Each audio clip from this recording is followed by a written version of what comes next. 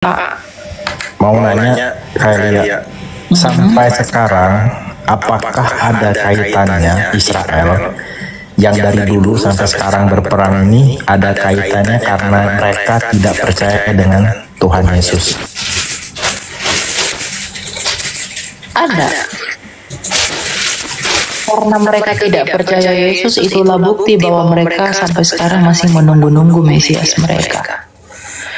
Sampai sekarang mereka masih menanti-nantikan Mesias itu. Mereka perang-perang itu kan untuk menyelamatkan diri mereka dari tekanan banyak bangsa, agar mereka menjadi bangsa yang besar seperti di zaman dahulu.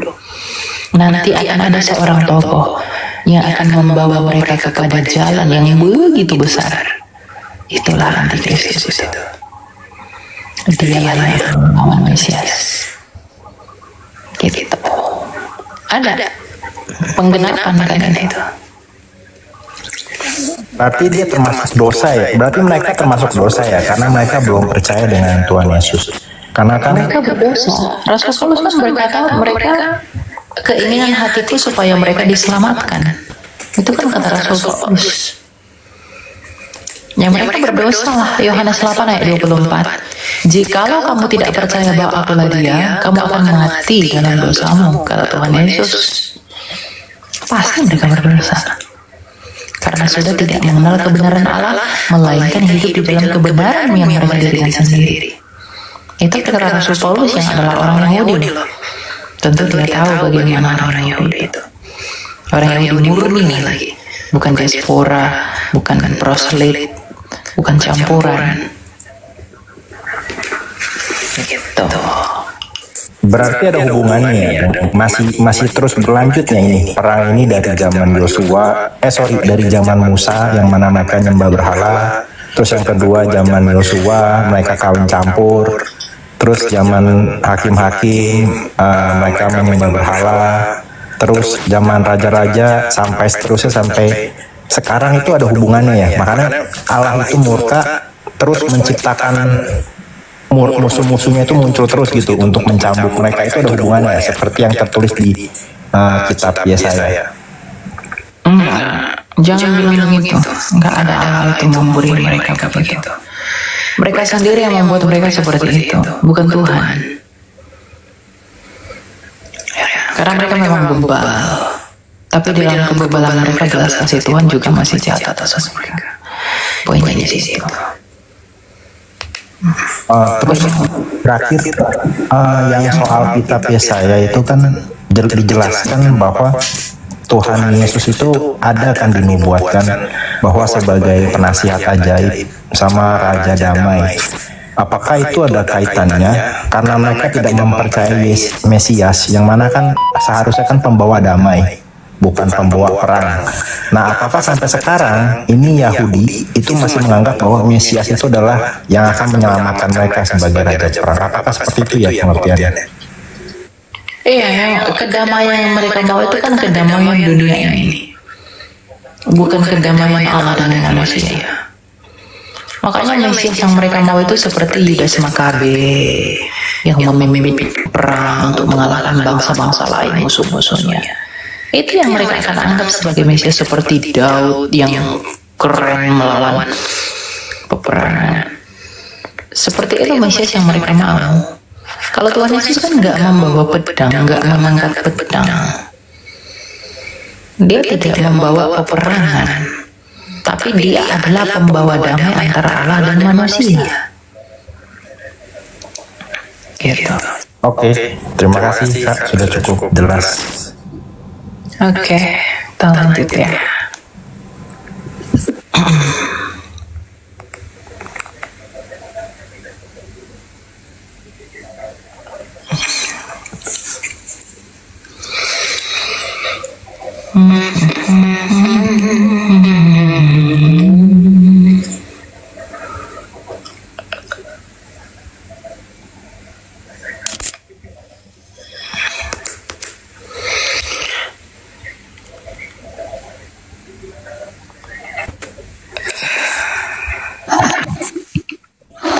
Ya.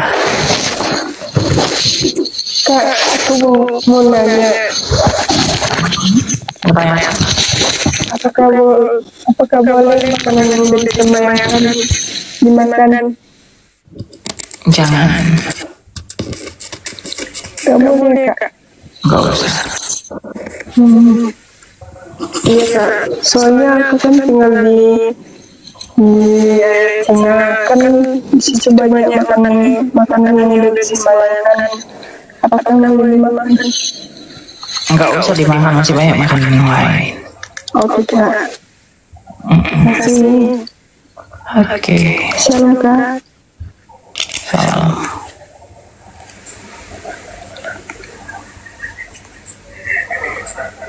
Masih banyak makanan yang lain kan.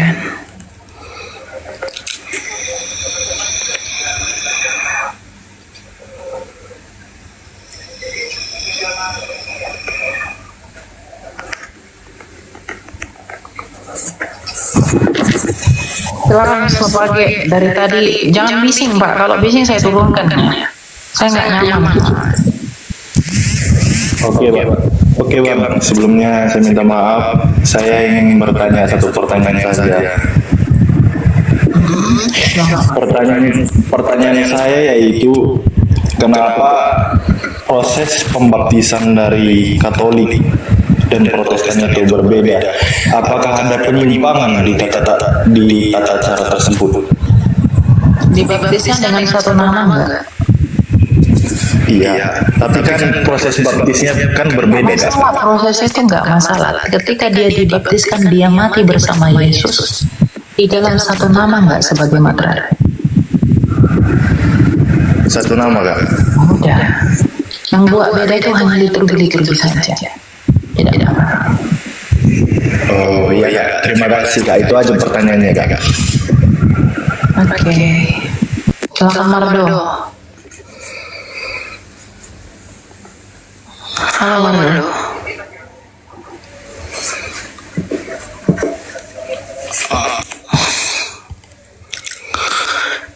Satu nama.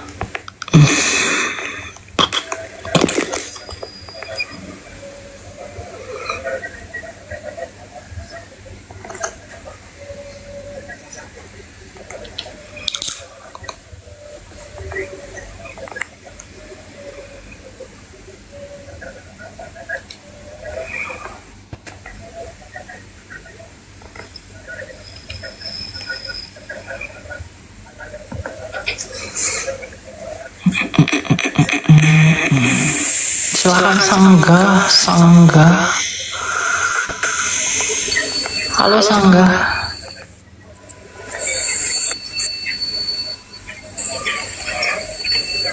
Mau tidur Pak?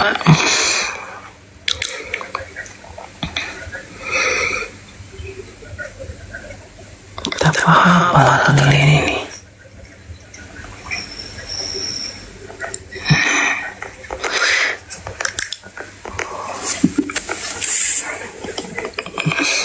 Salam Kristi. Malam. Halo.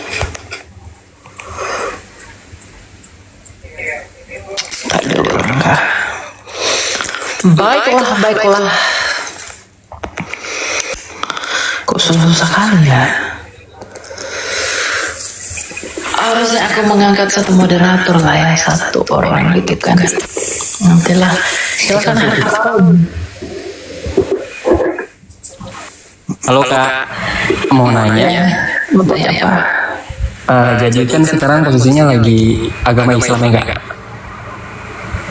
Islam. Oke, jadi pasangan saya Kristen ya Kak? Oke. Jadi kami mau melanjutkan ke yang lebih serius gitu kan Kak? Mau nikah. Udah itu harus maunya satu iman Kak, iman Kristen gitu. Nah, gimana sih Kak cara yakinin diri sendiri gitu Kak? Untuk tahu mau beragama gitu Kak. Jadi begini. Bagaimana cara kamu bisa yakin bahwa Yesus itu adalah pilihan kamu? Let me tell you. Apa yang menjadi tujuanmu dalam bertuhan? Itu dulu. Apa sih yang kamu cari dengan bertuhan? Apa sih yang kamu cari dengan memiliki ilah? Itu apa yang kamu cari sebenarnya? Jadi kamu harus mulai tanyakan itu pada dirimu sendiri. Apa sih yang saya cari dengan bertuhan? Pasti semua orang ingin mencari apa? Surga. Semua agama mengajarkan surga. Tetapi kamu sadar nggak? Kamu bisa nggak berharap surga dari orang-orang yang mati dan tidak hidup? Mungkin nggak kamu mengalami surga kalau kamu mati?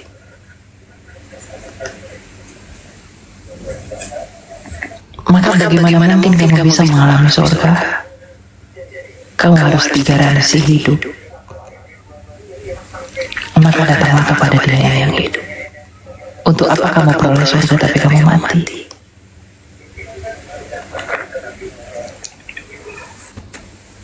Itu yang penting. Makanya kebangkitan Yesus itu adalah puncak dari berita Injil itu. Kalau Dia sendiri dapat membangkitkan dirinya dari orang-orang kematian, yang dimana kematian itu adalah kuasa yang membuat kita tidak bisa kepada surga, maka Tuhan Yesus yang telah mengalahkan kematian dan telah naik ke surga, Dia telah melakukan itu kepada diri sendiri. Lantas dengan alasan apa kamu ragu bahwa melalui iman kamu tidak akan beroleh hal yang sama seperti Dia? Apakah yang kamu harapkan dari orang yang mati dan membusuk?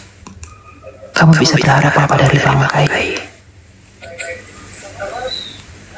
Semua orang bisa ngomong Tuhan, tapi apakah dia punya otoritas membawa kepada apa yang dia ucapkan itu?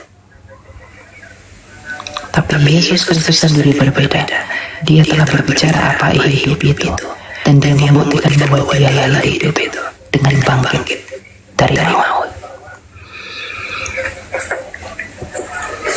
Sejak semula manusia dicipta untuk hidup, bukan untuk mati.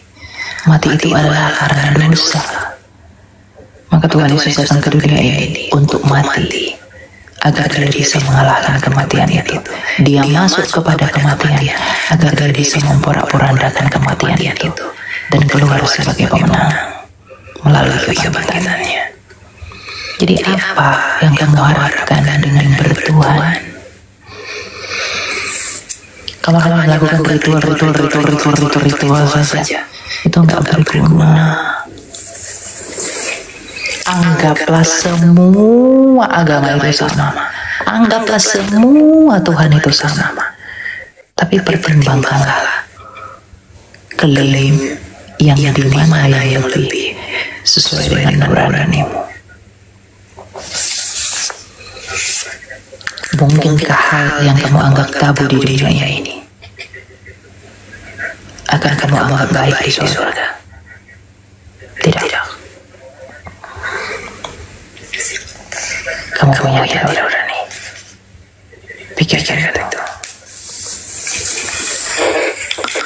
Ya, kamu renungkanlah itu. Yesus itu bangkit tidak dilihat 1-2 orang. Dia dilihat ratusan orang karena 40 hari Dia menampakkan diri ke kota. Tidak ada yang menyangkali bahwa Dia hidup kembali. Nothing. Dia telah hidup. Mungkinkah para rasul rela mati konyol demi dongeng? Kalau bukan karena mereka telah melihat betapa ajaibnya yang mati dan telah hidup kembali dan telah terangkat ke langit. Mungkin Rasul Paulus rela menjadi miskin. Mungkin Rasul Paulus rela menderita demi sesuatu yang tak berharga. Gak mungkin. Semua rasul itu gak ada yang matinya enak. Semuanya matinya mengenaskan. Coba pikir ke situ. Bagaimana mungkin mereka rela mati dengan cara yang demikian? Kalau bukan karena mereka telah melihat betapa ajaibnya yang mereka perjuangkan itu. Mereka tidak ragu. Sekalipun kami mati, kami tidak takut. Karena kami telah melihat Dia yang mati, tapi hidup kembali. Maka kalaupun kami mati karena Dia, kami akan hidup kembali seperti Dia. Seperti yang kami perjuangkan dan yang kami layani itu. Makanya bagi kami, hidup adalah Kristus dan mati adalah keuntungan. Bagi kami orang Kristen, kami tidak pernah takut mati. Karena kematian itu adalah keuntungan bagi kami. Kalau kamu masih takut mati, tidak ada kepastian dari apa yang kamu imani itu. I'm not trying to be righteous, tapi inilah kebenaran. Apakah dengan kebenaran ini aku menjadi musuhmu? Kamu bisa buktikan gak satu orang yang seperti Yesus? Kamu bisa tunjukkan gak satu saja di dalam sejarah yang seperti Dia? Kamu tidak akan pernah bisa.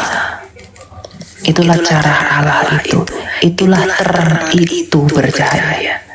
Di dalam kegelapan, lilin itu akan terang sendiri. Maka Yesus di dalam gelapnya dunia, Dia berbeda sendiri.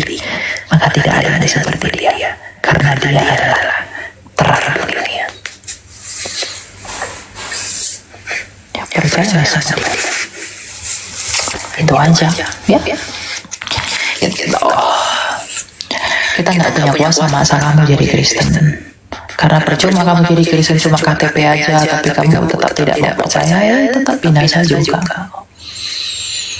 Tapi saya akan merenungkan itu dan mendalami itu dalam hatimu, agar kamu tahu pilihanku ini adalah benar dengan menjadi Kristen. Dan ketika aku tahu pilihanku ini benar, aku akan sungguh-sungguh hidup di dalamnya. Itu terpenting. Oke, itu ya. Oh ya, Kak, satu lagi Kak. Untuk step-stepnya gimana ya Kak? Untuk cara mulai belajarnya gitu Kak. Biar mulai percaya. Kamu bisa belajar dari YouTube, dari apalagi kamu bisa lihat konten-konten saya juga, atau lihat video-video TikTok saya yang saya upload di YouTube. Kamu bisa tonton itu. Kamu bisa tanya-tanya siapapun, apalagi untuk belajar. Tapi kamu itu juga perlu berhikmat. Gitu loh. Kalau pacarmu Kristus, tanya-tanya sama dia. Kalau kamu memang sungguh-sungguh terpanggil untuk menjadi pengikutnya Dia, berbahagialah kamu. Dan itu kelihatan.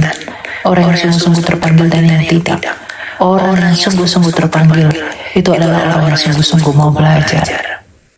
Kalau kamu masih malas-malasan belajar, saya pikir kamu tidak sedang terpanggil.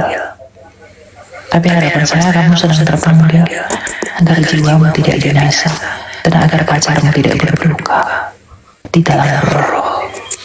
Mungkin secara daging kalian happy-happy, tapi di dalam roh sebenarnya yang satu berduka terhadap yang lain. Jangan mau disesatkan oleh dunia ini. Gitu. Jadi kamu tanya, kalau kamu memang mau serius terus satu agama begitu ya, jadi percaya Yesus. Kalian bisa dibimbing kalau memang mau nikah pranikah gitu kan, belajar ke pendeta gitu. Atau saya punya konten kamu tonton itu. Karena saya kan khusus untuk menjawab tuduhan-tuduhan yang benar tentang yang Kristen. Kalau mau pengembalaan, silakan pergi ke gereja terdekat. Apa gereja yang dekat ke sana, tanyakan ke mereka. Gitu. Agar kamu dibimbing, kamu dibina. Kamu perlu di-cover secara rohani. Biar kamu kuat. Karena iblis itu akan berusaha menarikmu keluar lagi. Iblis itu nggak suka kamu menjadi milik Yesus. Maka kamu yang akan dianiaya. karena dia tidak berhasil menganiaya Yesus di dalam salib dan di dalam kuburan lebih lama, maka dia hanya bisa menganiaya kita. Maka ketika Tuhan Yesus menemui Paulus, apa kata Tuhan Yesus? Mengapa engkau menganiaya aku? Padahal bukan Tuhan Yesus yang dianiaya oleh Paulus, tapi umat yang percaya Yesus. Tapi kenapa Yesus berkata, mengapa engkau menganiaya aku? 2 Timotius 2 ayat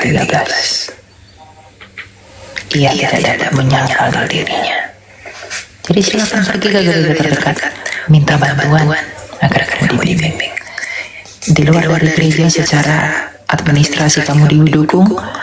Kalau kamu memang sungguh-sungguh, kamu ikut pelajaran dari mau dari Romo kah, mau dari pendeta kah, dari apa gitu, agar kamu punya pengetahuan dan sama berbohong gitu ya. Dan yang paling penting itu katekisasi. Kamu tentukan dulu gereja pacar kamu itu apa? Gereja Katolik, Kak. Nah, ya kamu ke gereja Katolik lah. Kamu minta katekumen sama Romo. Nanti kamu minta, Pak atau Romo, saya mau jadi Kristen, saya mau belajar dulu gitu. Lagi nggak mudah tuh jadi Katolik gitu. Kamu katekumen dulu gitu. Jadi pergi ke gereja Katolik di mana pacarmu berjemaat di paroki mana gitu. Nanti kamu dibimbing di sana. Oke, gitu ya. Tapi mantapkan hati dulu. Oke.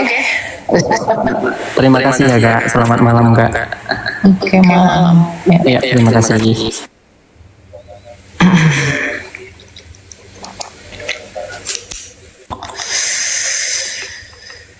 Kan udah banyak banget yang mau naik.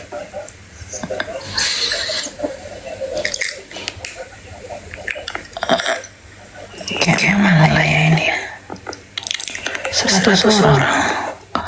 Semakin banyak yang request itu, semakin merasa terbebani untuk akan merasa bersalah kalau enggak aku naikkan ini satu-satu. Tadi aku udah senang loh, udah 80. Ya ampun. Makin makin banyak orang, nggak apa-apa lah ya. Penting mau belajar tuh, ya kan? Mau belajar, mau ini, nggak apa-apa.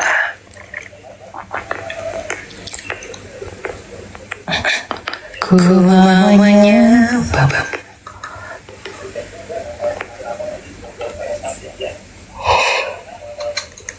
Ngantuk kan? Aku juga ngantuk. Sama kayak ngantuk.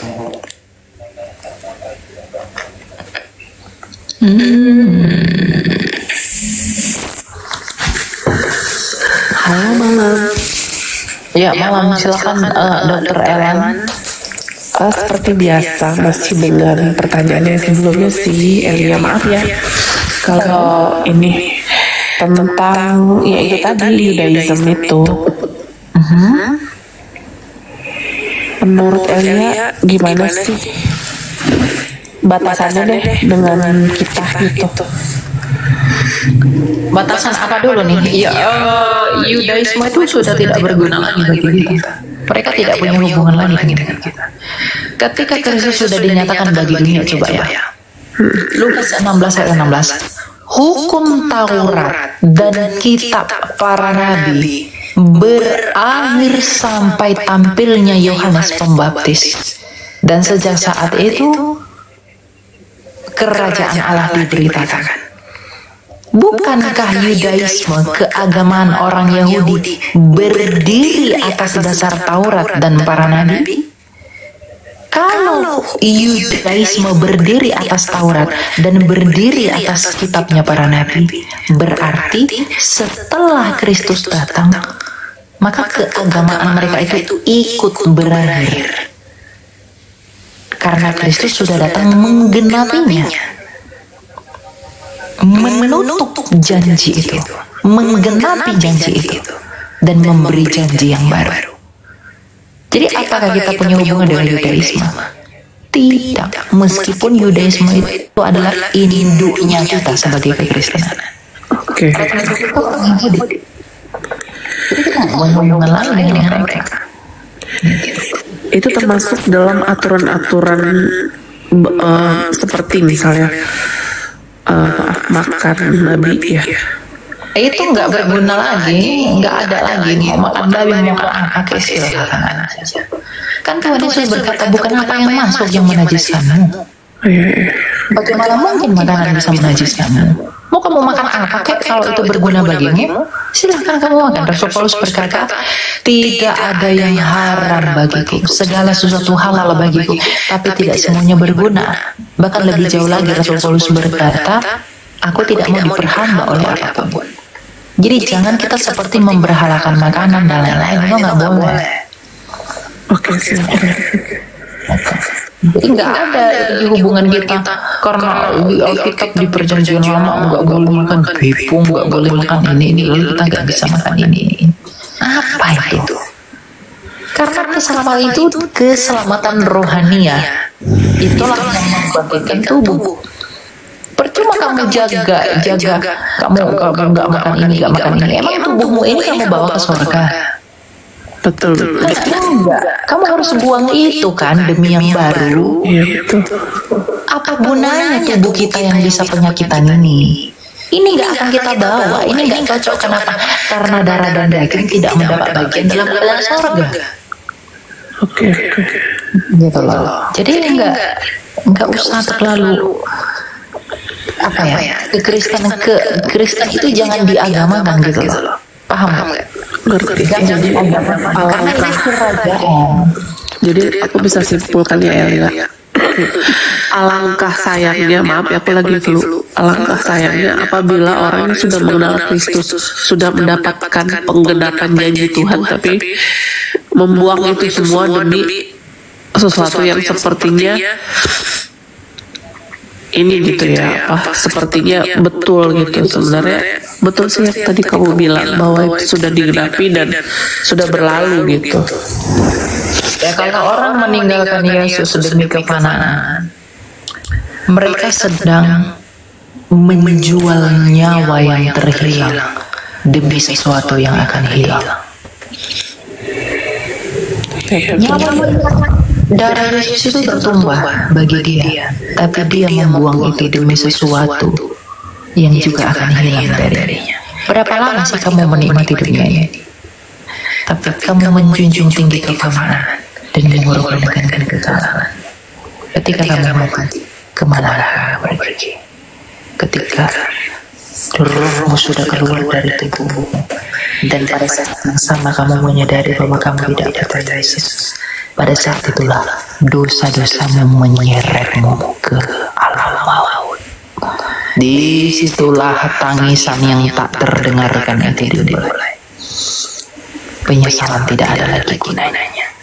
Nikmatilah kekekalan di dalam kebinasan. Itu mengerikan sekali. Makanya sampai anak Allah itu turun ke dunia untuk menyelamatkan kita. Jadi jangan sia-siakan pengorbanan dan kasih karunia Allah, tuh nggak boleh sia-siakan. Aduh aku merinding nih. Wah iya, itu bukan main-main loh. Saking hebatnya penderitaan itu tak terbayangkan. Coba bayangkan ya, Rasul Yohanes ngomong begini, aku melihat tempat itu begitu gelap, tapi begitu banyak api yang menyala-nyala. Sekarang pertanyaan saya, mungkin gak suatu tempat itu gelap tetapi api menyala-nyala? Iya betul. Kok ini kontradiksi begitu? Jadi Rasul Yohanes itu sengaja buat begitu, penglihatannya seperti itu diberi Tuhan kepada Rasul Yohanes untuk menyadarkan kita bahwa saking mengerikannya dia, tidak ada ilustrasi yang bisa menggambarkan itu. Makanya dia sampai rela memberikan kekayaannya loh, pribadi terbesar, memberikan yang terbesar bagi kita yang hina ini. Turut ke dunia ya. Ya, dia pribadi terbesar di semesta ini. Dia memberi hadiah terbesar bagi kita yang bukan apa-apa. Kita kalau menyadari itu, dia telah memberikan yang terbesar di dalam miliknya kepada kita yang bukan apa-apa. Lalu kenapa kita menyanyiakan itu demi pacar, demi rumah, demi mobil, demi apa segala macam. Kamu menjual nyawa yang terhilang karena kasih. Demi apa? Demi yang nggak berguna.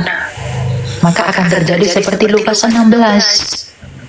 Ketika orang kaya itu mati, ketika orang kaya Lazarus masih hidup, orang kaya itu selalu berpakaian jubah ungu mewah, tetapi Lazarus hanya memakan remah-remah dari sisa orang kaya itu. Dan anjing-anjing pun menjilati porok-poroknya. Ketika mereka berdua mati, Lazarus dituntun oleh malaikat Firdaus, tapi orang kaya itu menderita. Apa ucapan orang kaya itu kepada Bapak Abraham? Dia menyesal. Bahkan dia berkata, Bapak Abraham, suruhlah Lazarus itu mencelupkan jarinya ke lidahku karena aku kehausan di tempat ini. Bayangkan, dia yang begitu kaya di bumi, ketika dia mati, bahkan ketika dia meminta setetes air pun, dia tidak dapat mendapatkan itu. Untuk pindah tempat pun, dia tidak bisa. Apa yang mau kamu andalkan selain daripada kasih Tuhan? Jadi kalau orangnya songong karena dia pinter lah, karena dia kaya, karena dia kuat, karena dia cakep, kamu songong karena hal-hal seperti itu, kamu sombong, kamu meninggikan diri, itu gak akan berguna nanti. Makanya gak ada gunanya yang begitu-begitu, itu gak guna. Ya udah, kalau kamu banyak duit, kalau kamu pinter, kalau kamu apa segala macam, tetap merendahkan diri. Jangan jadikan itu menjadi alat untuk merendahkan orang lain. Tuhan Yesus saja tidak pernah memandang rendah orang berdosa. Lalu siapa kita orang berdosa memandang rendah orang berdosa? Yesus saja, Tuhan Yesus saja yang tidak berdosa, itu tidak memandang rendah orang berdosa. Lalu mengapa kita orang berdosa memandang rendah yang berdosa? Secara tidak langsung kita sedang meninggikan diri daripada Allah, karena dia sendiri tidak berlaku demikian. Ya, aku merinding.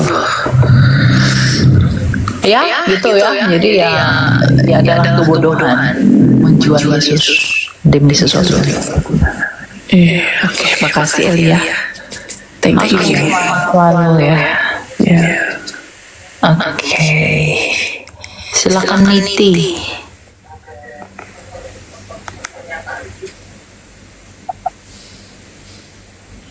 Iya, malam, silakan Pak.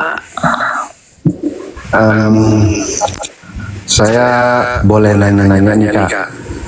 Ya, silakan. Bertanya Pak. Bagaimana pandangan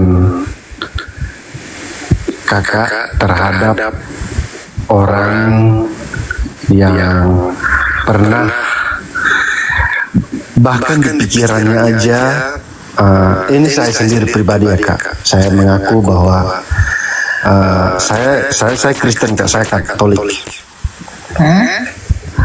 Saya seorang yang berdosa.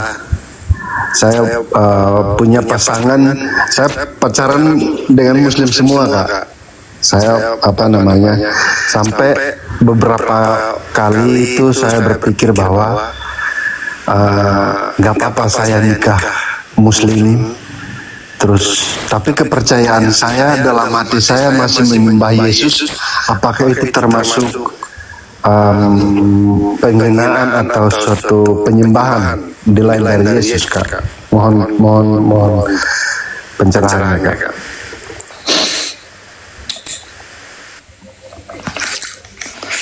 Tuhan Yesus berkata, barang siapa yang menyangkal aku di hadapan manusia, aku akan menyangkal ia di hadapan Bapa-Ku. Barang siapa menerima aku di hadapan manusia, aku akan mengakuinya di hadapan Bapa-Ku.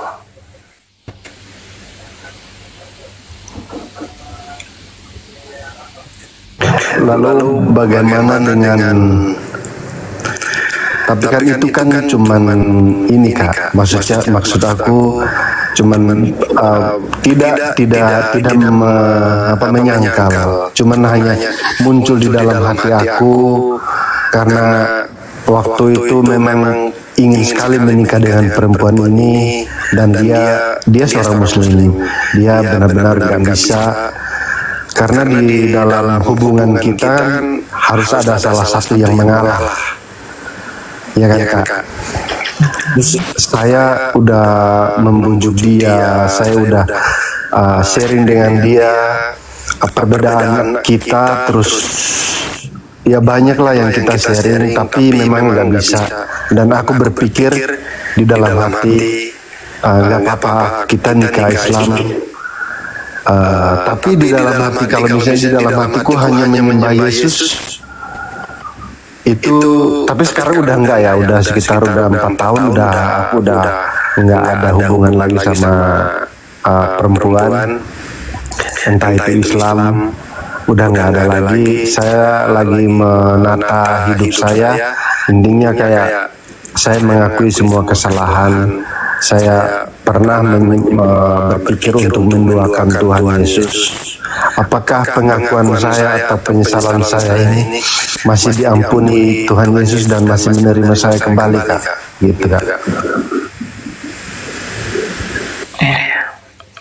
Seperti perumpamaan anak yang hilang. Dia meninggalkan bapaknya dan tidak mengakui bapaknya itu. Tapi ketika dia kembali kepada bapaknya, dia merasa satu asa. Sepertinya bapakku tidak akan menerima aku lagi. Tapi malah bapaknya itu begitu menyambutnya lebih daripada apa yang dia harap. Itu yang aku pikirin Kak. Begitulah Bapamu yang di surga. Jadi kalau kamu mengatakan, apalah masih saya masih diterima, selama kamu mau mengakui dan menyadari, kamu pasti diterima. Itulah kerinduan Allah itu. Kerinduan Allah adalah pertobatan kita. Kembali kita sama Dia. Karena Allah melihat orang yang mengaku. Karena Allah mendengar orang-orang yang menyadari bahwa dia bukan apa tanpa Allah. Rasanya nggak pantas itu Kak. Emang ada yang pantas? Emang ada yang pantas? Siapa yang pantas? Bapak pikir saya pantas? Bapak pikir hanya Bapak yang berdosa, saya tidak berdosa begitu. Mungkin saya lebih berdosa dari Bapak.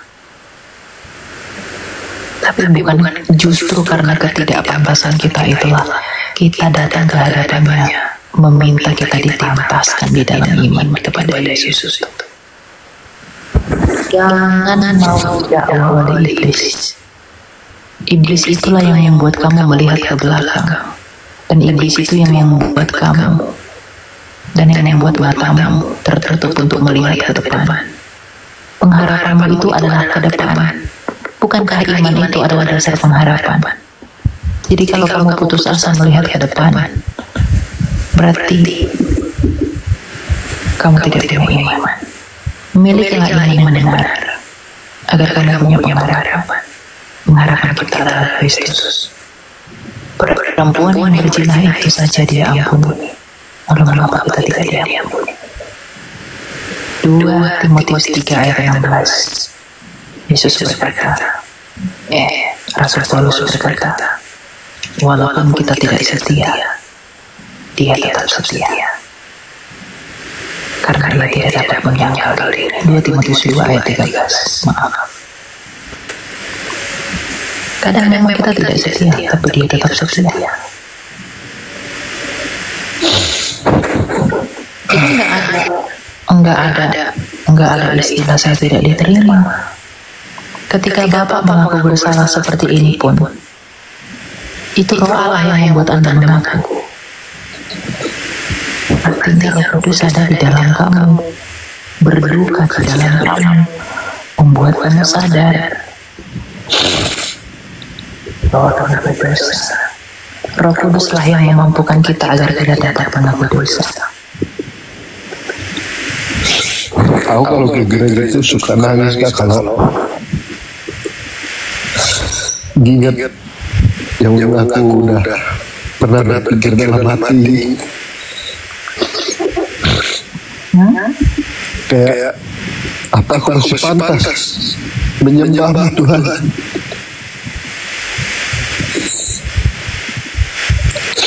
Tapi aku di dalam hati ya, aku mengaku semua kalau aku memang pernah berpikir untuk ada bapak ada Alkitab di situ. ada Kak. Nah, buka 1 ayat 9. Coba baca pelan-pelan, renungkan. Iya Kak. Saya mau datang ke Romo minta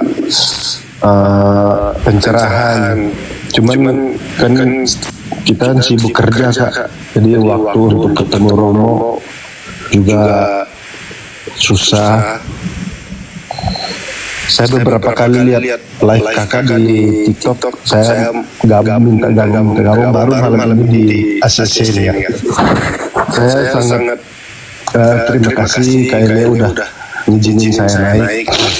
Nah, terima kasih sama Tuhan yang sama.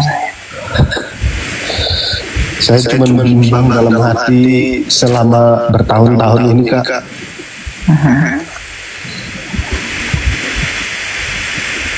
Ya, yang penting kamu sekarang sudah mengerti, kamu sekarang sudah mengaku dan sudah sadar bahwa itu adalah salah, maka sekarang tata hidupmu menjadi lebih baik. Ya, mulai move on, tinggalkan yang seperti itu, pikiran-pikiran seperti itu. Ingatlah bahwa kamu hanya memiliki satu pribadi. Ingatlah, kekayaanmu itu hanyalah salibnya Yesus, karena itulah yang kamu bawa ke dalam kekekalan.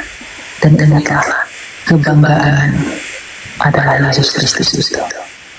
Tidak akan ada yang bisa kamu banggakan selain Yesus ketika dunia ini meninggalkan kamu.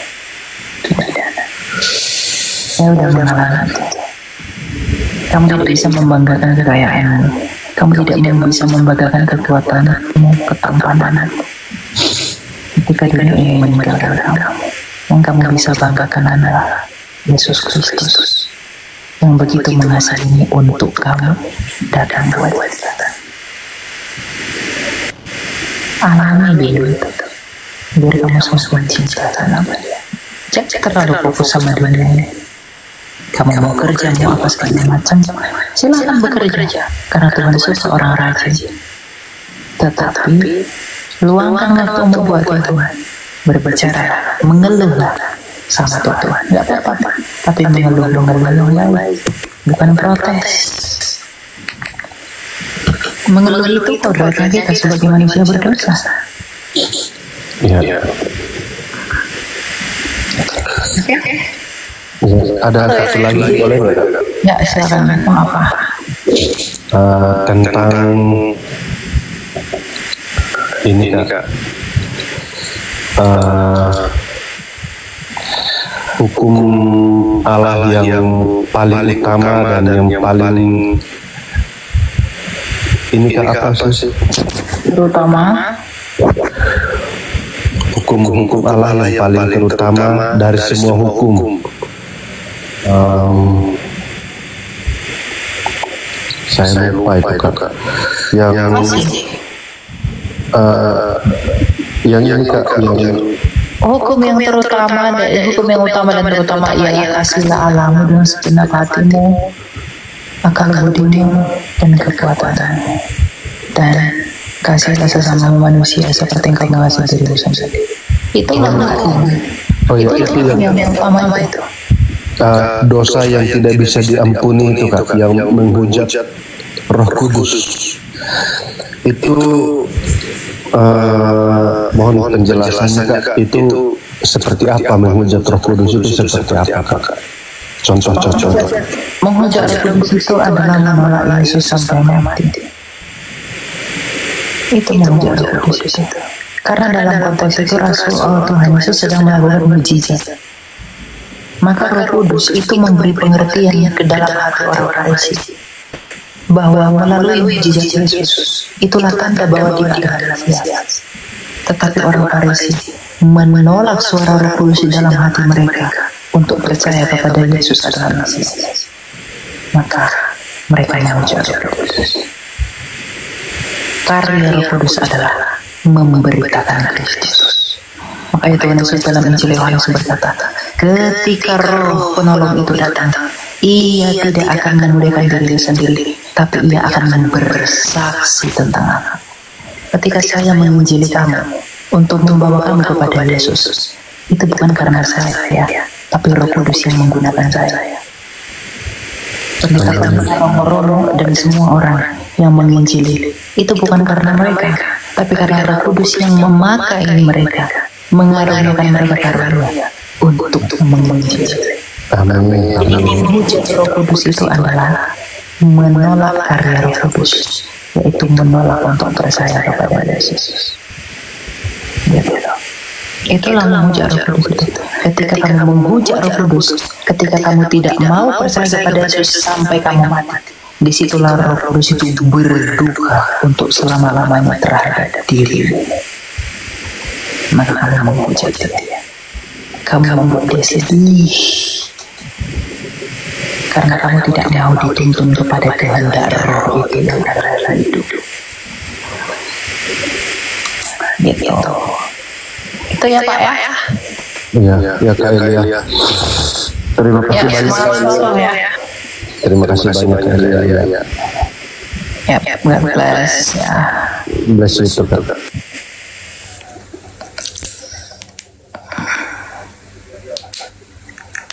Membayangkan.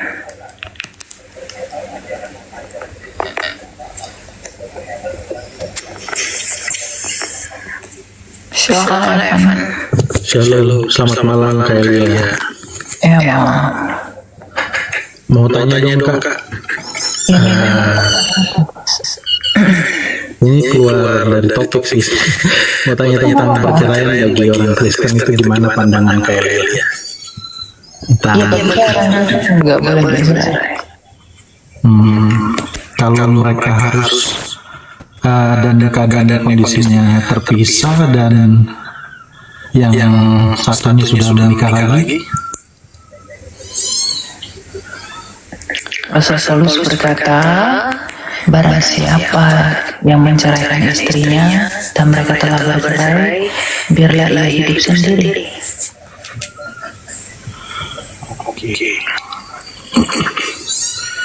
Jadi sampai selamanya nggak boleh nikah ya. Kalau dia tidak dapat kalau dia bisa menyangka menahan hawa nafsunya, kalau dia tidak dapat menahan hawa nafsunya, dia bisa menikah. Oke. Kalau dia bisa menahan hawa nafsunya, lebih baik baginya tidak menikah daripada dia berdosa berzina terus. Oh, berarti kalau dia tidak bisa menahan hawa nafsunya, berarti jatuhnya dia berzina ya Kak? Iya. Jadi lebih baik dia menikah. Itu kan kata Rasul Paulus. Oke, baik. Terima kasih banyak Kak Elia. Itu aja sih. Selamat ya. Ya, kayak kelas.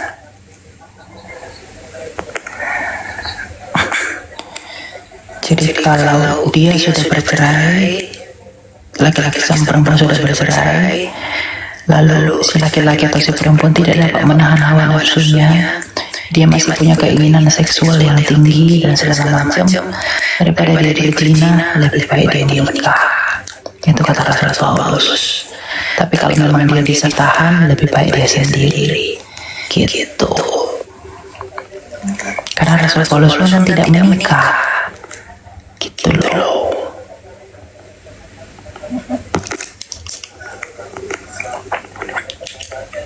Tapi alangkah lebih baik kalau bisa jangan bercerai. Tapi memang ada keadaan yang memang mustahil banget untuk bisa bersatu lagi gitu loh.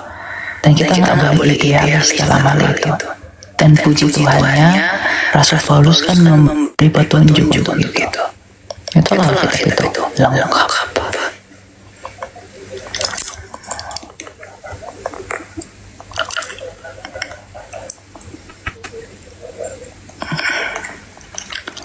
Lengkap.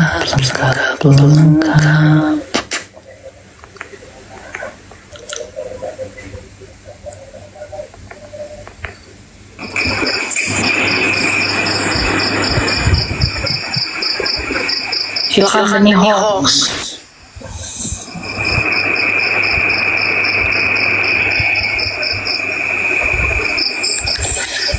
Halo.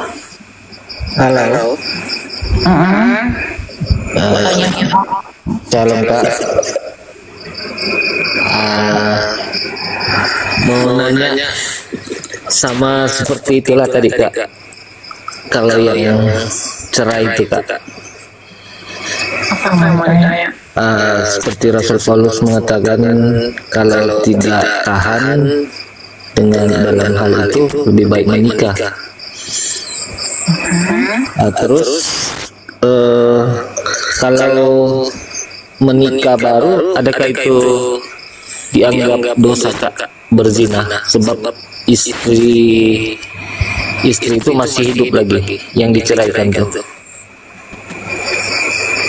Kan Rasul Paulus berkata kalau mereka bercerai, biarlah mereka berdamai. Kalau mereka berdamai bisa menikah lagi, nggak bisa.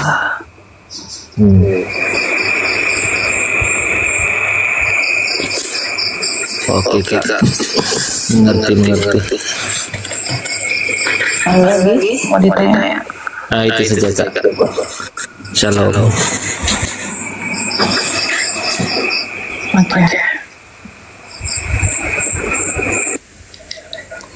Jadi orientasinya di situ agar tidak berdosa ya teman-teman.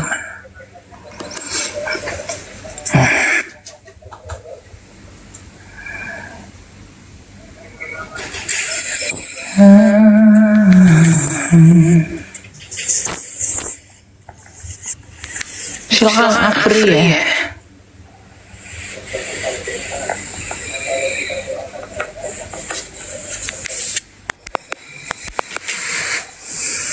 Halo?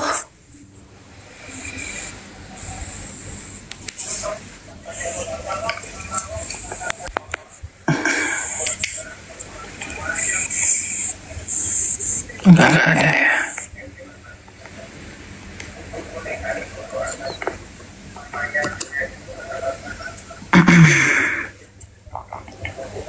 Sesuatu ya teman-teman. Debuannya soalnya. Silakan Chandra. Halo Chandra.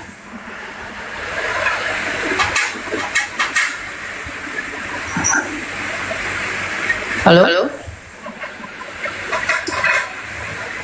Apa tidak ada? Kenapa tak ada?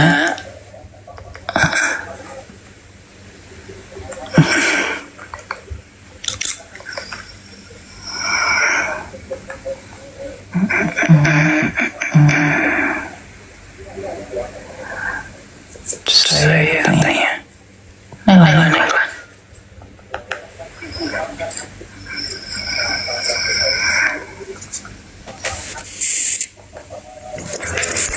Silakan siapa ini namanya, lupa lagi saya.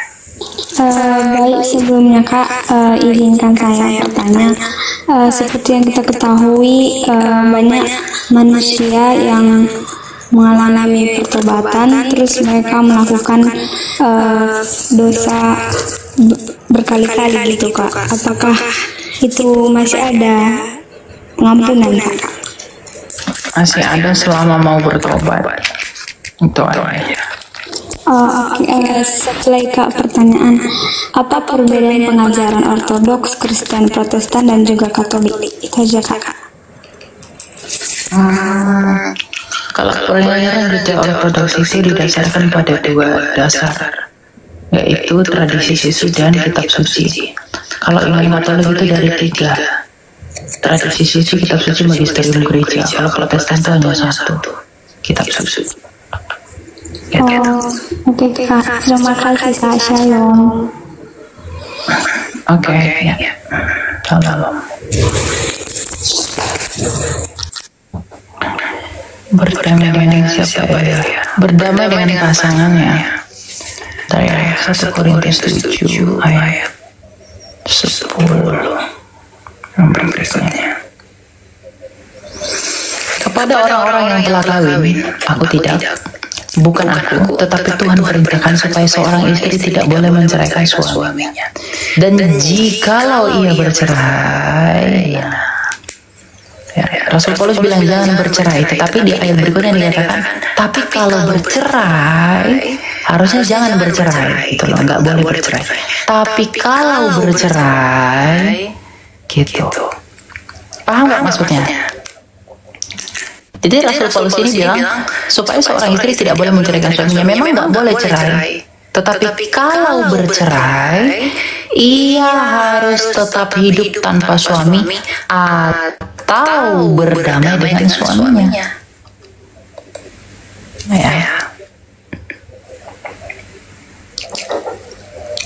Kepada orang lain, aku bukan Tuhan katakan, kalau ada seorang saudara beristrikan seorang yang tidak beriman dan perempuan itu mau hidup bersama dengan dia, janganlah saudara itu menceraikan dia. Dan kalau ada seorang istri bersuami seorang yang tidak beriman laki-laki dan mau hidup bersama dengan dia, janganlah ia menceraikan laki-laki itu. Jadi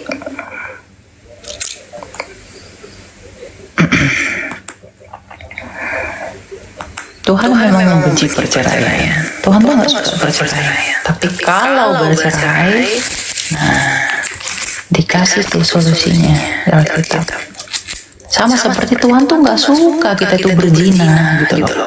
Tuhan tuh nggak suka itu kita itu berbohong. Tapi kalau kita berbohong, kalau kita berzina, apa yang boleh kita lakukan? Lakukanlah ini, lakukanlah ini, gitu kan. Jadi ada problem, ada solusi, ada masalah, ada solusi, ada masalah, ada solusi. Gitu.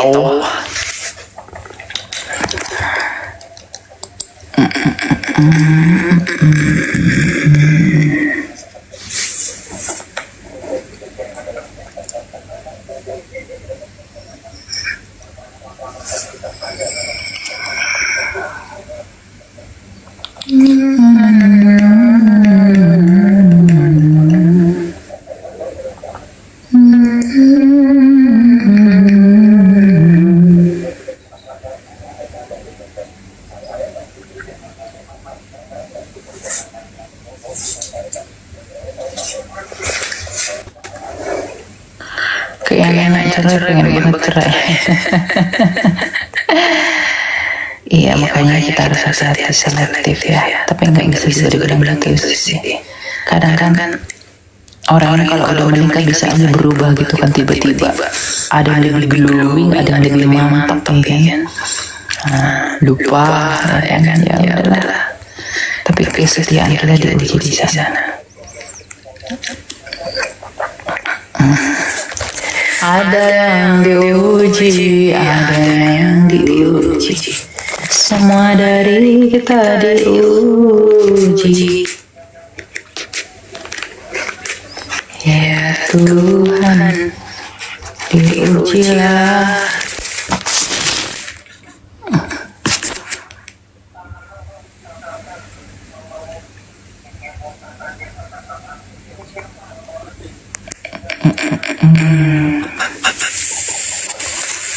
Kamu diceraikan atau diceraikan, yang penting tidak empat dan tidak anak kecil. Yang penting itu yang penting. Jangan anak kecil, tidak boleh empat, satu saja yang jelas statusnya. Silakan SS. Itu bilang bilangan Pak. Saya ingin bertanya tentang PL dan PB ini, Kak. Pada zaman sekarang apakah PL ini masih berlaku gitu Pak. Soalnya kan ada beberapa yang nggak berlaku lagi zaman perjanjian baru gitu, seperti tentang hal yang haram dan halal gitu kan. Pada perjanjian baru kan itu sudah beda lagi gitu. Itu aja Kak. Di perjanjian lama ada nggak yang berlaku perjanjian baru? Ada. Perjanjian lama itu terdiri dari tiga hukum. Ada moral, ada seremonial, ada sipil. Seremonial sipil sudah selesai digenapi dalam Yesus. Moral tetap berlaku, bahkan moralnya lebih tinggi. Gitu. Kasih gitu. Kalau di perjanjian lama sih jangan ini. Di perjanjian baru kasih. Kasih itu luas banget. Karena Allah sendiri adalah kasih. Gitu. Itu ya. Dalam Lukas itu gimana ya, hukum Taurat berlaku pada zaman munculnya Yohanes, itu apa artinya Kak? Hukum Taurat dan nubuatan para nabi berakhir sampai tampilnya Yohanes. Artinya apa? Hukum Taurat itu sudah berakhirnya tuh ya udah sampai Yesus saja. Karena hukum Taurat itu adalah pengantar, penuntun menuju iman. Kan dalam Galatia 3 dikatakan hukum Taurat itu adalah penuntun untuk iman yang akan datang. Dan ketika iman itu dan kini iman itu telah datang, maka kita tidak lagi di bawah pengawasan penuntun. Tuhan Yesus sudah datang. Hukum Taurat penuntun, Yesus sudah datang. Yang dituntun itu sudah datang. Maka ketika Yesus sudah datang, penuntun kita tidak kita pakai lagi. Paham? Karena hukum Taurat itu penuntun. Jadi kalau zaman sekarang ini lah, di kehidupan sekarang hukum Taurat ini masih tetap berlaku gitu Pak? Tidak berlaku. Karena itu penuntun. Yang dituntun sudah datang. Maka kita tidak lagi di bawah pengawasan penuntun. Karena itu kata Rasul Paulus. Oke, baik Kak, terima kasih atas jawabannya. Oke. Bentar ya, kita lihat ini ayatnya. Bentar ya.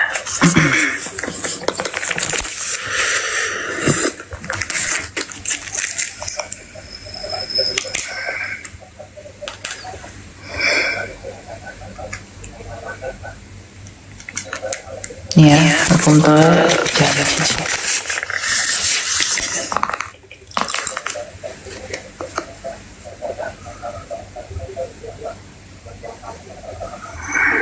Nih. Galatia 3 ayat 22 dan berikutnya. Namun kitab suci telah mengurung segala sesuatu di bawah kekuasaan dosa, supaya berdasarkan iman dalam Yesus Kristus janji itu diberikan kepada mereka yang percaya. Sebelum iman itu datang, kita berada di bawah pengawalan hukum Taurat dan dikurung sampai iman itu telah dinyatakan. Sampai iman itu telah dinyatakan, kita dikurung dalam Taurat. Berarti ketika iman itu sudah dinyatakan, kita tidak lagi dalam Taurat. Makanya ayat 24 dikatakan, jadi hukum Taurat adalah penuntun bagi kita sampai Kristus datang, supaya kita dibenarkan berdasarkan iman. Ayat 25, sekarang iman itu telah datang, karena itu kita tidak berada lagi di bawah pengawasan penuntun. Kita tidak lagi di dalam pengawasan hukum Taurat. Jadi apa hukum Taurat lagi? Tidak. Galatia 3 ayat 22 sampai 25. Gitu ya. Berarti Kak, yang di dalam hukum Taurat yang 10 perintah Allah itu kan banyak gitu kan, jangan berzina, jangan membunuh, mencuri. Terus perintah hormatilah ayah dan ibumu itu enggak berlaku gitu sekarang. Hukum Taurat. Emang kamu pikir 10 hukum itu hukum Taurat? Iya, iya Kak, iya. Itu bukan Taurat, itu bukan Taurat. 10 hukum itu adalah dasatita. Itu bukan hukum Taurat. Jadi itu bukan hukum Taurat ya Kak? Bukan. Hukum Taurat itu yang 613 mitzvot. Oke, ya terima kasih atas jawabannya. Oke.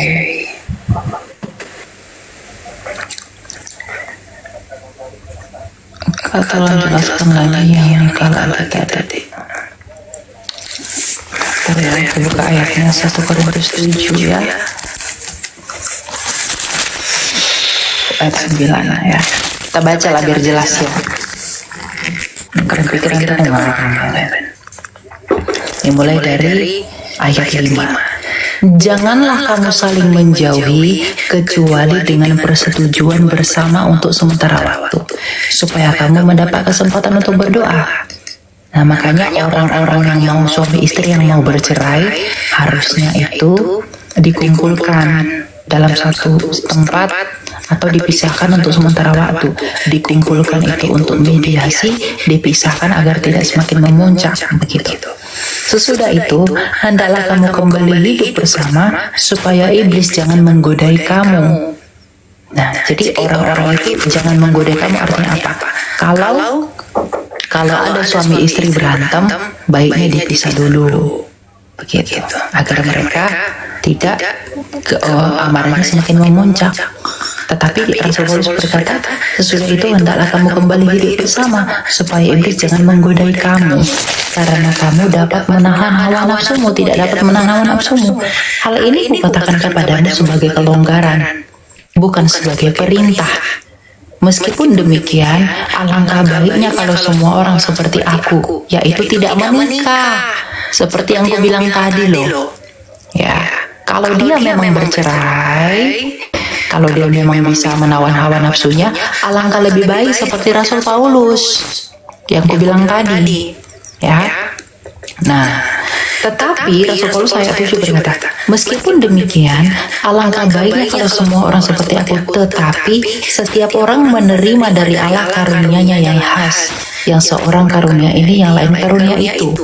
Kepada orang-orang yang tidak kawin dan kepada janda-janda aku anjurkan supaya baiklah mereka tetap dalam keadaan seperti aku, yaitu tidak menikah lagi.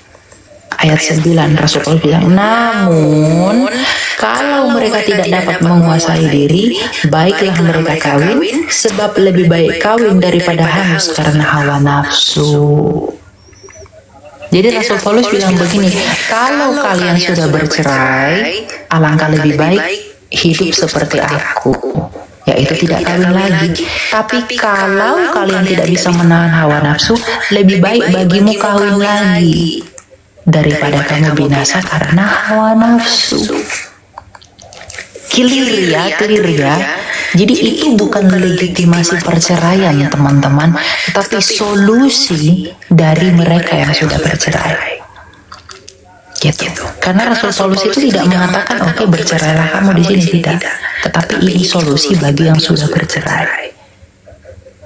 Ngerti ya maksudnya ya? Oke, gitu kira-kira.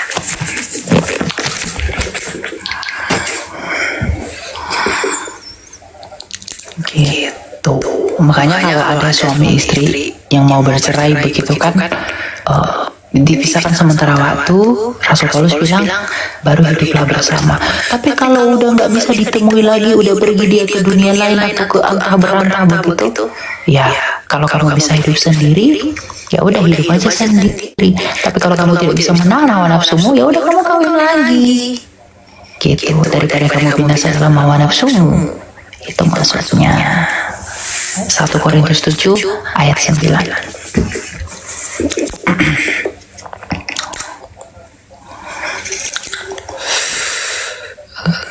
Agak haus aku ya. Ambilkan aku air. Ada hantu di situ. Nengok dia. Daripada kau diri di situ, ambil dulu air aku. Cepat. Untuk belau. Untuk siapa itu ya?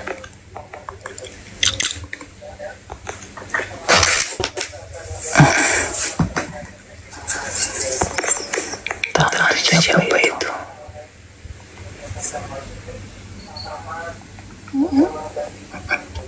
Sabar ya.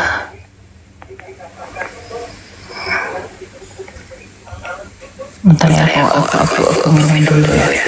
Silakan, siapa ini namanya? Lili Sali. Halo. Lili Sali, mau tanya apa Lili? Kami bisa buru-buru.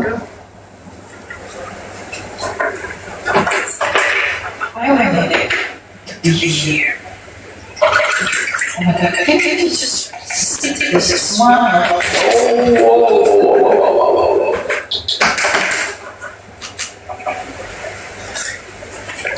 Naman.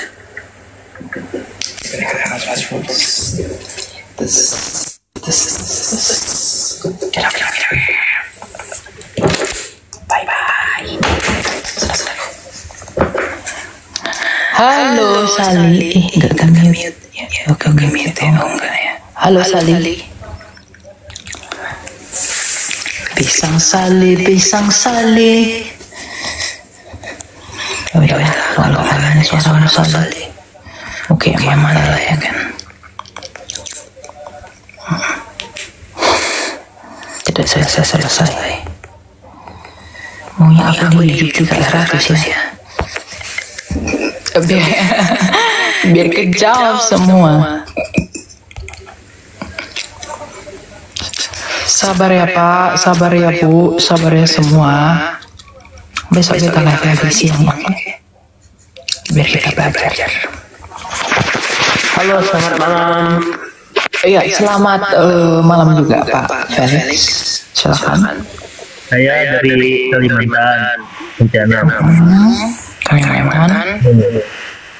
Saya mau bertanya ini tentang iman Kristen. Kamu Kristen apa bukan? Iya, Kristen. Oke, mau tanya apa Pak? Emang suara saya kayak bapak-bapak, masih umur. Enggak apa-apa, saya bilang bapak. Daripada saya bilang ibu, kayak mama kamu. Oke. Gurau. Kan cara bapak-bapak. Ya, amin. Semoga tahun depan. Amin. Udah ada calonnya Pak? Udah ada. Bagus kalau udah ada. Lanjutlah, mau tanya apa? Rencana nanti kan mau nikah tuh tahun depan dulu.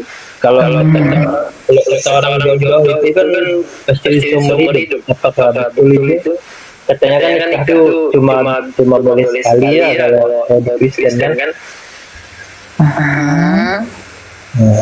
Menurut saya nggak boleh cerai gitu ya. Tapi kalau misalnya meninggal itu, misalnya istri kita tuh udah meninggal kan, apakah boleh kita nikah lagi gitu? Itu aja sih. Itu tadi kan jawabannya. Itu kan jawabannya. Berarti kalau dia meninggal berarti cerai mati dong. Nah kalau bisa hidup menawan hawa nafsunya lebih baik sendiri. Tapi kalau memang dia tidak bisa menahan hawa nafsunya, dia bisa kawin lagi daripada binasa dalam hawa nafsunya. Gitu.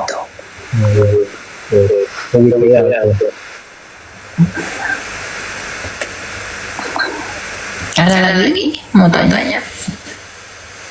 Terus nanya itu lagi, saya kan ada baca itu ya kan, perjanjian lama sama perjanjian baru, tapi kayaknya itu ada yang kontradiksi. Itu bagaimana?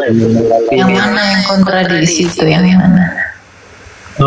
Maksudnya bukan sih saya yang lagi itu. Lo kayak mananya? Kontradiksi tapi sekarang bukan kayak mananya? Kayak gimana?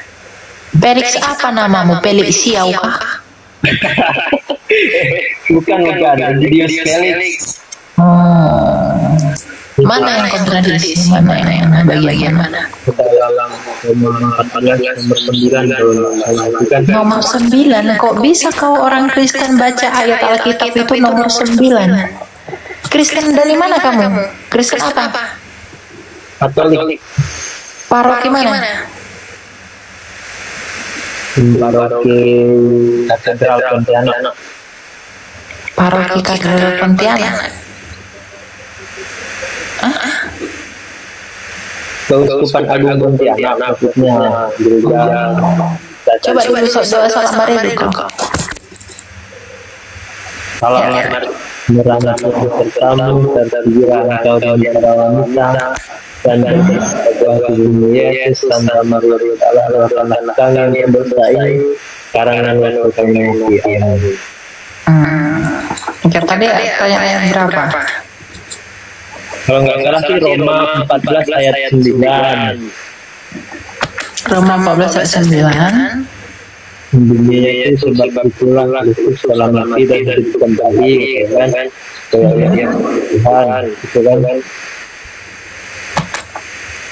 Lalu dengan apa kontradisinya, Pak? Perjanjian lama, apakah betul Yesus Tuhan gitu? Yesus itu memang Tuhan, dari sejak kekal dia adalah Tuhan, penguasa kan? Bahasa Indonesia. Sebab untuk itulah Kristus telah mati dan hidup kembali supaya ia menjadi Tuhan, baik atas orang-orang mati maupun orang-orang hidup. Menjadi Tuhan bukan berarti ini adalah awal dia dituhankan. Paham nggak? Supaya ia menjadi Tuhan. Ketika saya katakan kepada kamu, supaya kamu menjadi hebat. Felix telah mengalahkan kadrun supaya ia menjadi hebat. Apakah artinya sebelumnya kamu bukan hebat? Gimana sorry tadi ada kawan saya bicara. Nah makanya itu pergikan dulu kawan itu ke rumahnya, pulang dulu. Oke, udah. Ya. Sebab untuk itulah Kristus telah mati dan hidup kembali supaya ia menjadi Tuhan. Tuhan di sana itu artinya adalah penguasa. Artinya Yesus itu menjadi penguasa baik atas orang mati maupun atas orang hidup. Bukan berarti dia tidak berkuasa sebelumnya. Iya. Oke, terima kasih infonya. Ini bukan info, ini kebenaran. Ya, bukan info, kebenaran. Iya. Terus apa lagi mau kamu tanya? Yang lain aja dulu Kak. Nanti soalnya saya kan udah ada lihat di itu juga komen minta dinaikkan. Saya masih mikir juga nanti ada yang mau saya tanyakan lagi. Oke, gitu. Ya udah, sehat ya. Amin. Baru pulang ini besok kan jam 12 baru pulang jalan sama cewek. Oh ya, salam ya cewek. Iya, ada di sini. Hati-hati nanti cewekmu naksir aku, hati-hati lo bersaing nanti kita. Bersaing secara sehat ya. Oke ya, siap. Ya. Nanti bersaing pula kita ya. Agak ngeri juga.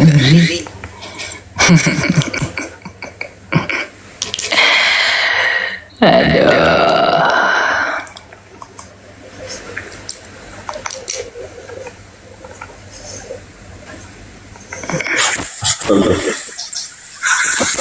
Silakan, Coy.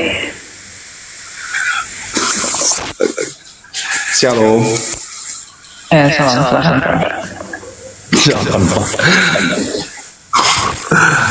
Oh ya udah silakan Bu. Mau tanya apa Bu? Gak ada. Aku bapak kakak. Iya astaga, kau bilang aku panggil kau bapak, kau bilang astaga, gimana kau? Udah silakan. Apa? Gimana ya? Aku mau tanya ya. Aku sebenarnya gimana ya? Aku panggil abang ini ya, atau bapak?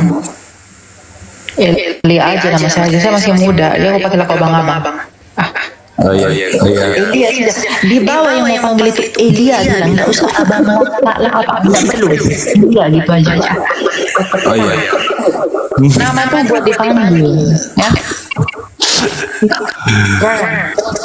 Iya paham. Mau tanya apa? Sebenarnya sih ada untung aja ya aku nanya ini ya. Karena memang dari kemarin aku sempat meragukan bahwasanya emang Tuhan Yesus itu Tuhan ya. aku sempat meragukan Kak gitu. Karena apa yang buat kamu ragu? Yang buat saya ragu itu entah karena memang kurangnya aku belajar ya, tapi karena memang bukan ragu, tapi aku memang percaya bahwasanya Tuhan Yesus itu adalah Tuhan. Cuman dengan adanya kayak gimana ya, dengan agama umat yang lain, kadrun itu agama Islam yang mengatakan ini segala macam, kok bisa sih? Makanya aku tanya, yang mananya yang buat kamu tergoyah? Bagian apanya? Yang membuat aku tergoyahkan itu, kok bisa? Ini nggak apa aku tanya ya? Nggak apa-apa. Kan tanya mananya? Takutnya Tuhan Yesus sakit hati kalau aku tanya. Nggak ada itu sakit hati. Kau pokoknya rendah hati mau belajar, jangan mengolok-olok. Tuh nggak bisa. Kalau memang mau belajar yang benar. Gitu. Ya, nanti kayak temanku, aku lempar nanti dari rumahku. Oh iya, amin. Tanya apa? Tanya. Bentar ya, aku mau coba. Karena kemarin sempat ada orang yang dari Korea sempat mengatakan, ini sih pertanyaannya.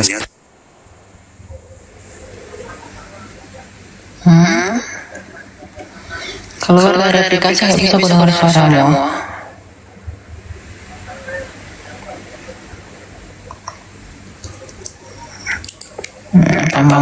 Mau menyelam dulu ke laut.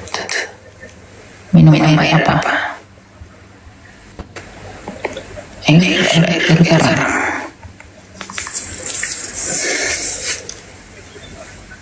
Aku tunggu 5 detik, nggak ada.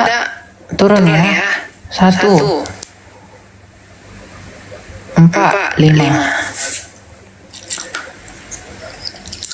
Malah ngopi di Starbucks cek ya. Rumah saya bukan nonton kopi. Aku ragu apa yang gue ragu? Mengopi. Apakah kopi bikin ragu? Kopi apa itu? Memang perlu ya.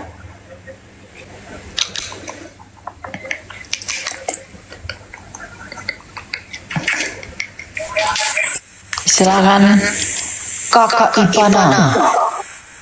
Salam Bang Elia. Salam. Silakan Pak. Dengar suaranya ya? Iya dengar.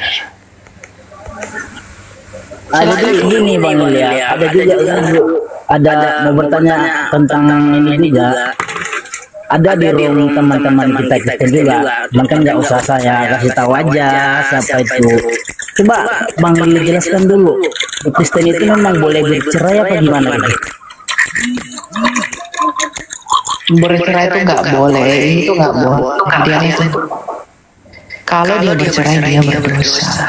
Tetapi ketika dia sudah bercerai diberi solusinya kan gitu. Sekarang saya tanya, boleh nggak? Boleh nggak kamu membunuh? Kalau membunuh sih nggak boleh lah Bang Elia. Boleh nggak kau berbohong? Kalau itu udah nggak boleh Bang Elia. Boleh nggak bercerai? Katanya. Ya ini kan saya yang bertanya sama Bang Elia soalnya. Tidak boleh kan? Itu tapi kalau sudah demikian dikasih petunjuknya sama Rasul gitu loh.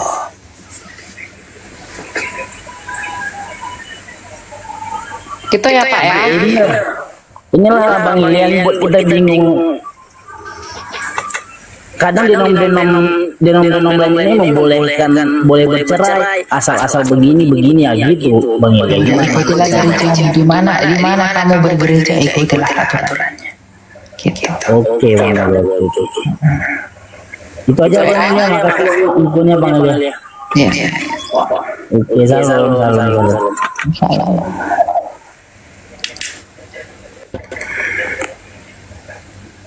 Mana lagi siapa ini? Kampret itu ini.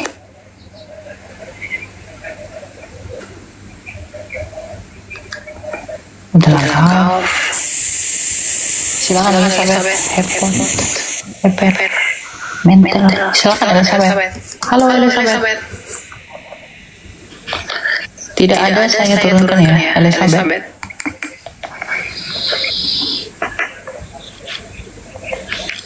Oke, tidak ada ya.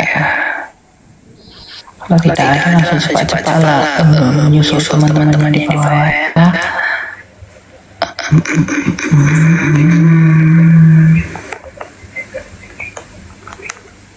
Ibu-ibu dulu ya, ibu-ibu dulu. Kenapa ibu-ibu ini kalau dinaikkan langsung hilang ya? Apa ibu-ibu ini? Semua ibu-ibu sama aja. Arwin, silakan Arwin. Kak Alia. Mau tanya apa? Mau tanya tentang baptisan yang paling benar tuh baptisan disiram, dicelup atau dipercik? Semuanya sama-sama benar. Tapi hanya di dalam satu nama Bapa dan Anak dan Roh Kudus. Baca kitab Didache 7. Tapi kenapa ada gereja yang mengatasnamakan kalau hanya baptisan yang ini saja yang diakui? Itu kan tafsirnya mereka, interpretasinya ya silakan aja. Tapi kitabnya para rasul mengatakan ketiga metode baptisan itu benar.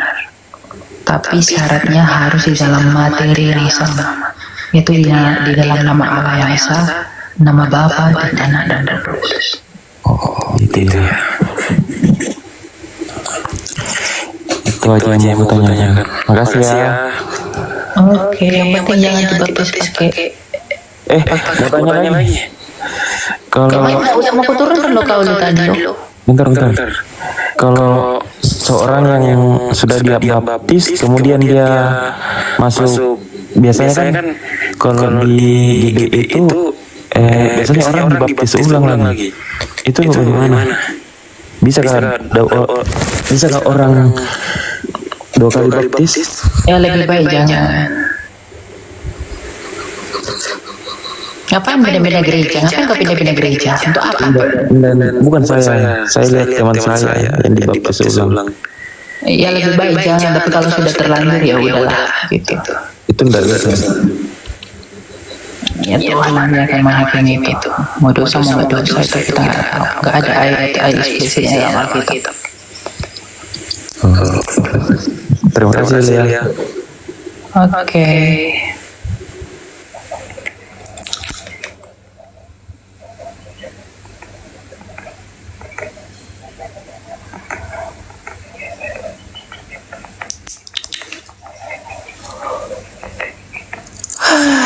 Capek juga ya ternyata ya.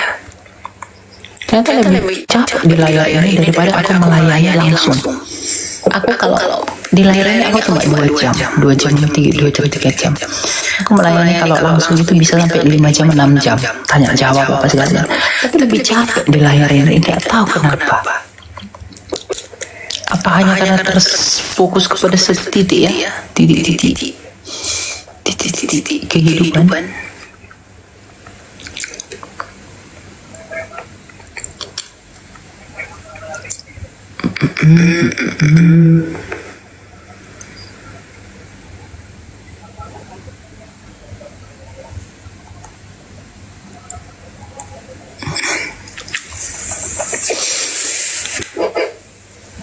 Bagus kan baju bukan?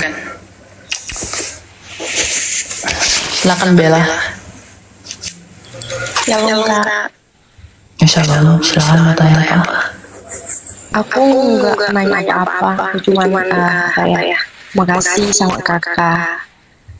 Ya. Kenapa makasih sama aku? Apa yang kau kasih rupanya samamu? Jadi ada kata makasih. Apa yang kau kasih rupanya? Terlebihnya kepada Tuhan karena lewat kakak live tentang kebenaran Tuhan. Itu baru benar. Ya, apa yang kau kasih samamu kan nggak ada. Iya, nggak tahu kak. Lalu? Iya. Halo. Jadi itu saja Kak dari saya. Oke, ada yang mau disampaikan lagi? Nggak ada lagi. Cuma itu aja. Makasih banyak ya. Yo, God bless.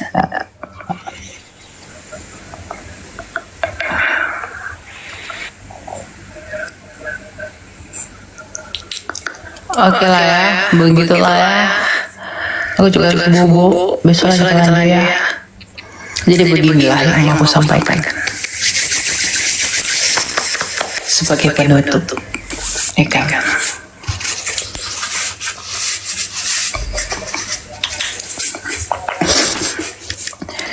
Kasih karunia Allah itu sudah dinyatakan bagi kita semua. Maka sambutlah kasih karunia itu dengan kerendahan hati. Jangan menolak apa yang telah Tuhan berikan buat kita. Dan bagi kita yang sudah menerima, sungguh-sungguhlah di dalam. Karena kemanapun kamu pergi, bagaimanapun kondisi hidupmu, sebanyak apapun pergumulanmu, seberapa sukacita dan berdukanya pun hatimu, tetap Kristus itulah yang menjadi kebanggaanmu. Karena saya sudah merasakan itu.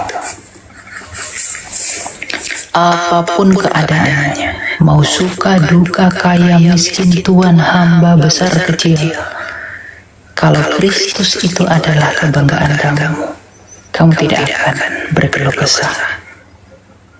Yang menghilangkan syukur di sana. Hidup dalam Tuhan, hidup dalam iman, hidup dalam kebenaran, maka engkau akan memperoleh harapan. Terima kasih, kita berterima kasih kepada Tuhan karena Tuhan mengizinkan kita bertemu pada malam hari ini. Saya sudah lama enggak live. Saya ya tahu lah ya. Banyak kali bebanku, banyak kali pikiranku. Jadi nanti besok kita live lagi, kita belajar lagi seperti biasa. Karena keadaan udah mulai baik. Ya. Tapi pasti ada masalah-masalah yang akan datang lagi, pasti ada itu pasti. Tapi ya di dalam masalah itulah kita dimudahkan. Oke, so God bless, kita ketemu lagi